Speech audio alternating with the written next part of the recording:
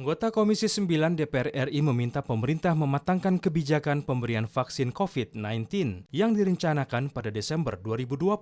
Sebelum pemberian vaksin, ada sejumlah hal yang harus ditinjau pemerintah secara matang, khususnya target vaksinasi gelombang pertama.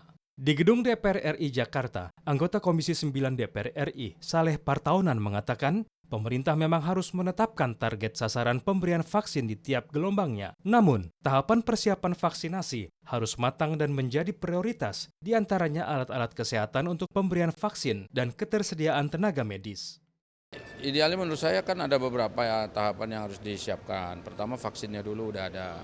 Setelah itu kemudian yang kedua kita harus mempersiapkan segala alat-alat kesehatan yang terkait dengan proses vaksinasi itu. Kemudian yang ketiga tenaga medisnya juga harus kita siapkan.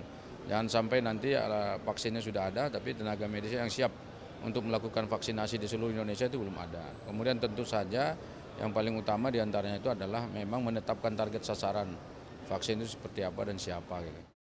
Sementara itu, Wakil Ketua Komisi 8 DPR RI Aceh Hasan menilai proses vaksinasi COVID-19 yang dilakukan pemerintah cukup maksimal, seperti uji klinis vaksin. Namun pemerintah harus transparan dalam pemberian vaksin, di mana vaksin diberikan secara merata kepada seluruh kelompok masyarakat, bukan memprioritaskan kalangan tertentu.